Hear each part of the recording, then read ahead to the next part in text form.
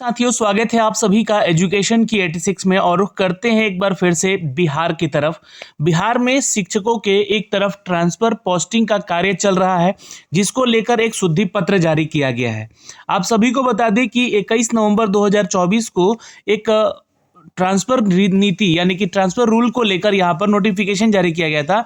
उसमें कुछ संशोधन किए गए हैं। ये संशोधन जो है शुद्धि पत्र के रूप में आदेशित किया गया है और ये बिहार शिक्षा विभाग की तरफ से आदेश आया हुआ है और ये लेटर हम आप तक साझा कर रहे हैं दोस्तों, जिसमें कि आप लोग का यहाँ पर जो भी स्थानांतरण हेतु यानी कि ट्रांसफर हेतु जो इच्छुक हैं वो 1 दिसंबर 2024 से 15 दिसंबर 2024 तक ऑनलाइन आपका आवेदन प्राप्त किया गया था।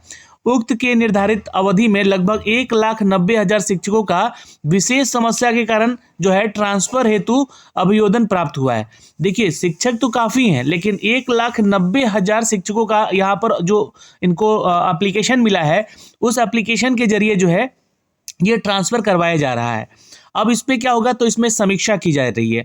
तो समीक्षा के उपरांत यहाँ पर यह निर्णय लिया गया कि जो एक मार्गदर्शिका कंडिका 5 था, उसमें वर्णित श्रेणियों के अनुसार प्राप्त जो एप्लीकेशन थे उसका निष्पादन करके चरणबद्ध तरीके से यहाँ पर निम्नवत किया जाए। तो आइए यहाँ पर देखते हैं कि क्या है और कैसे कैसे आप लोग का ट्रांसफर पॉलिसी का कार्य चलेगा यहाँ पर। तो पहला जो आपका प्रथम चरण होगा वो उनके लिए होगा जो शिक्षकों को किसी भी तरह का अगर वो कैंसर पीड़ित हैं तो उनका ट्रांसफ़र जो है उनके होम डिस्ट्रिक्ट या फिर उनके जहां भी इच्छा उनकी है वहां पर उनको किया जाएगा। ये असाध्य रोग जो कि विभिन्न प्रकार के कैंसर से संबंधित है, उसी प्रथम चरण में ही आपको गंभीर रुग्णता, जैसे कि बहुत सारे लोग को हार्ट की बीमारी होती है, लीवर का या किडनी का बीमारी होता है, तो उनको प्राथमिकता दी जाएगी। और तीसरे वहाँ पे प्रथम चरण के ही तीसरे लोग जो है जो कि दिव्यांगता के आधार पर वो स्वयं नियुक्त हुए हैं, तो अभी आपको बता दें कि उनका भी ट्रांसफर पोस्टिंग उनके ही इच्छा के अनुसार की जाएगी। चौथा यहाँ पर जो है जो वैसे कैटेगरी के छात्र या शिक्षक जो कि दिव्यांग तो हैं, ऑटिज्म और मानसिक रूप से यहाँ पर दिव्यांगता में हैं, तो उनको यहाँ पर प्राथमिकता दी जाएगी। और पांचवा उनको जो कि परित्यक्ता है ना या फिर विधवा है, तो उनको यहाँ पर जो है प्राथमिकता दी जाएंगी कि वो जहाँ पर अपनी इच्छा के अनुसार चाहें तो अपना ट्रांसफ़र पोस्टिंग करा सकते हैं। अब इन सभी चीज़ों को देखते हुए यहाँ पर जो है सरकार ने ये प्रथम चरण का जो है इनका यहाँ पर बताया है श्रेणी कि इनको प्रथम चरण में रखा जाए और इनका जो है ट्रांसफ़र पोस्टिंग किया जाए। दूसरे चरण की अगर बात करेंगे तो पति पत्नी है ना, पति हो या पत्नी हो, अपने पदस्थापन के आधार पर स्थानांतरण करवाएंगे। अगर मान लीजिए कि कोई टीचर, उनकी वाइफ भी टीचर या फिर कोई ऐसे टीचर हैं जहाँ पे जो वाइफ हैं और उनके हस्बैंड का जो पोस्टिंग है वो किसी बिहार के डिस्ट्रिक्ट में है और वो चाहती है कि उनके डिस्ट्रिक्ट में हम अपना पोस्टिंग करवाएं, तो ऐसी स्थिति में पदस्थापन के आधार पर आपका ट्रांसफ़र किया जाएगा। तीसरे चरण में उन अभी शिक्षकों को मौका मिलेगा जो कि ऐच्छिक स्थान से वर्तमान पदस्थापन की दूरी के कारण शिक्षिका से प्राप्त अभियोजन आए हैं। मतलब कि ऐसे एप्लीकेशन भी आए हैं जो कि जो भी अभी आपका ऐच्छिक स्थान है वहाँ से लेकर जो अभी वर्तमान में पदस्थापित जगह है वो जगह से काफ़ी दूर है और शिक्षिका का है, यानी कि महिला शिक्षिका का है यहाँ पर, तो उनको अभियोजन जो मिला है उनको प्राथमिकता दी जाएगी। तो ये तीसरे चरण में कार्य होगा आपका। और बाकी चौथा चरण जो होगा अंतिम चरण होगा, जैसा कि पिछली बार भी था, ऐच्छिक स्थान से वर्तमान पदस्थापन की दूरी के कारण पुरुष शिक्षकों का प्राप्त अभियोजन। तो माननीय मुख्यमंत्री जी ने ये कहा भी था उस समय कि जो जहां रहकर सेवा देना चाहता है वो सेवा दे सकता है ना। और ये जो है इस चारों चरण के आधार पर आप लोगों का ट्रांसफर पोस्टिंग अब किया जाएगा। तो ये एक जानकारी हो गई दोस्तों जो कि हमने अब तक साझा किया है इस वीडियो के माध्यम से, ठीक है। अब लेकिन यहाँ पे बात देखिएगा तो दूसरा जो अपडेट दिया गया है कि इन शिक्षकों का जो होगा यहाँ पर ट्रांसफ़र, इसमें त्रुटियां थी तो उसको सुधार कर लिया गया। अब क्या है, तो ऐसे शिक्षक जिनके विरुद्ध में है ना, ध्यान से समझिएगा, जिनके विरुद्ध में निम्नलिखित कार्रवाई की गई हो तो ई शिक्षा पोर्टल पर संबंधित शिक्षक के प्रोफाइल्स में संबंधित जिला शिक्षा पदाधिकारी और जिला कार्यक्रम पदाधिकारी जो स्थापना है इसके द्वारा प्रविष्टि की जाएगी। तो अब वैसे शिक्षक जिनके ऊपर विभागीय कार्रवाई चल रही है ना, शिक्षा विभाग के द्वारा ही अगर कोई आरोप लगा हुआ है या उनको निलंबित करके रखा गया है या निगरानी जांच उनके ऊपर बैठाई गई है, या फर्जी नियुक्ति से संबंधित जांच उनके ऊपर चल रही है, या विविध प्रकार के आरोप की जांचें उनके ऊपर चल रही है, या बिना सूचना के अनधिकृत से अनुपस्थिति रहते हैं। बहुत सारे ऐसे शिक्षक भी पाए गए हैं जो कि टीचर तो हैं पर प्रेजेंट के नाम पर स्कूल वो 6-6 महीना पर जाते थे। तो वैसे शिक्षकों का अभी लिस्ट तैयार किया गया है इस बार। तो ऐसी स्थिति में इन सभी शिक्षकों का ऊपर जो कार्रवाई चल रहा है, वैसे शिक्षकों को यहाँ पर बोला जा रहा है कि ई शिक्षा पोर्टल पर संबंधित शिक्षक के प्रोफाइल में ही ये संबंधित जो जिला शिक्षा पदाधिकारी है या कार्यक्रम पदाधिकारी हैं, इनकी प्रविष्टि की जाए कि है ना, कि इनके अंडर में ये शिक्षक हैं और इनके ऊपर ये कार्रवाई चल रही है। तो ये एक सूचना हो गई दोस्तों यहाँ पे, ठीक है। अब आगे देखते हैं यहाँ पे उपरोक्त के अतिरिक्त यदि किसी शिक्षक के पास किसी भी प्रकार की सरकारी राशि का बकाया भी हो, है ना, ध्यान रखिएगा, ये सरकारी बकाया मतलब कि बहुत सारे ऐसे शिक्षक हैं यहाँ पे जिनके ऊपर जो है यह शिकायत है कि वो सरकारी फंड से भी पैसा निकाले हुए हैं। इसकी भी प्रविष्टि ई शिक्षा पोर्टल पर इस हेतु निर्धारित फील्ड में संबंधित शिक्षक के प्रोफाइल में किया जाएगा। तो ये सूचना है दोस्तों यहाँ से।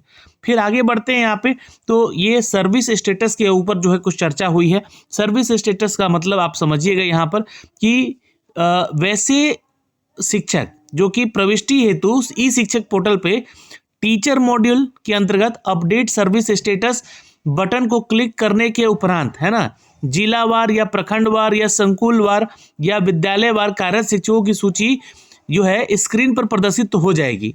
उसके बाद जिला शिक्षा पदाधिकारी या कार्यक्रम पदाधिकारी द्वारा संबंधित शिक्षक के नाम के समक्ष अंकित यानी कि डिपार्टमेंटल एक्शन बटन भी रहेगा, जो कि क्लिक करने के बाद उपरोक्त 6 विवरण का चेक बॉक्स आ जाएगा। इसके बाद यानी कि संबंधित शिक्षकों के लागू वास्तविक विकल्प के अनुसार चेकबॉक्स का चयन करके कार्रवाई करने के संबंध में पत्रांक, दिनांक और यथा प्रविष्ट किया जाएगा, जिसके उपरांत अपलोड डॉक्यूमेंट को क्लिक करके संबंधित शिक्षकों के विरुद्ध में कृत कार्रवाई के संबंधित आदेश पत्र का यथास्थान अपलोड करके अपडेट बटन पे क्लिक किया जाएगा।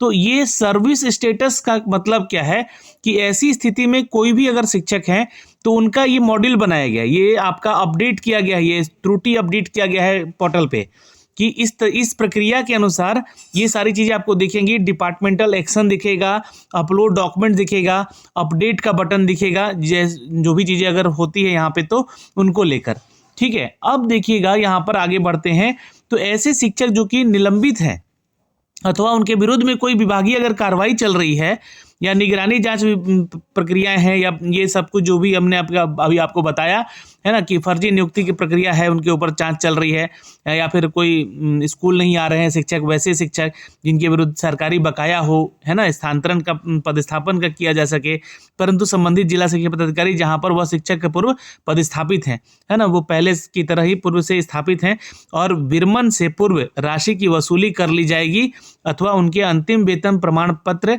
में प्रविष्टि कर दी जाएगी। तो ये जांच की प्रक्रिया में ये सुधार किया गया है, ये नियमावली में सुधार किया गया है, ठीक है। तो ये सारा प्रक्रिया आपको अब देखने को मिलेगा, ये सुधार है, ये त्रुटि है ना, शुद्धि पत्र दिया गया है। और विशेष समस्या के कारण यहाँ पर अगर ट्रांसफर हेतु जो आपका प्राप्त सभी अभियोजन है ना, जितना भी अभियोजन है चरणवार और श्रेणीवार बारी बारी से स्क्रूटनी हेतु निम्नलिखित 16 पदाधिकारियों को प्रतिनियुक्त किया जाता है।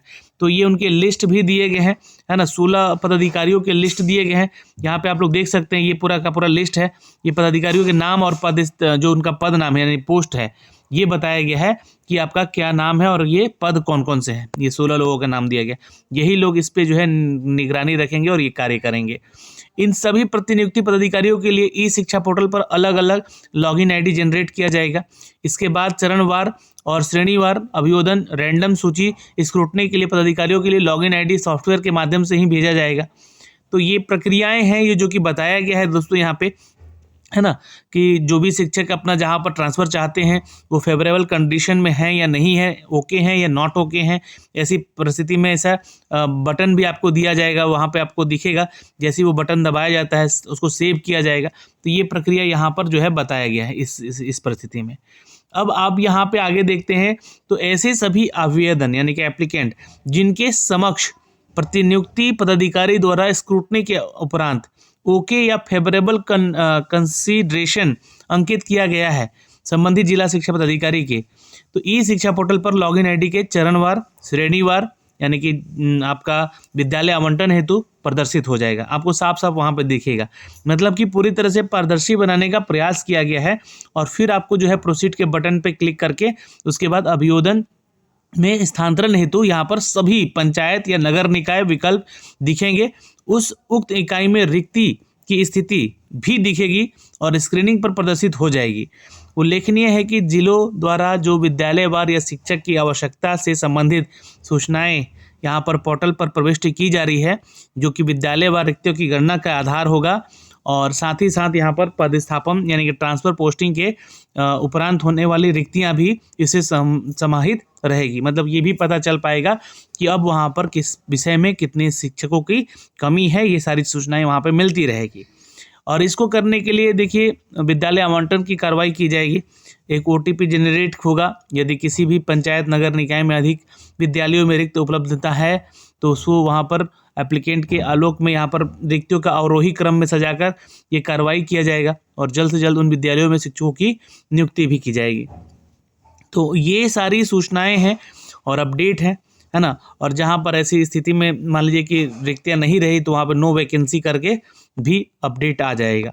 तो ये कुछ सुधार करने को लेकर जो है ना यहाँ पर पूरा ये नियमावली नया तैयार हुआ है। ये सॉफ्टवेयर के लिए जो है अपडेट आया है जो कि अब त्रुटिपूर्ण है, जैसा कि बताया जा रहा है यहाँ पर इस नोटिफिकेशन के माध्यम से, जो कि हमने आप तक साझा भी किया है दोस्तों। फिलहाल इस वीडियो में इतना ही। और ये जो PDF है हमने आपको साझा कर दिया अपने टेलीग्राम पे, आप वहाँ से जाके इसको डाउनलोड भी कर सकते हैं जो भी शिक्षक इसको देखना चाहते हैं। जय हिंद।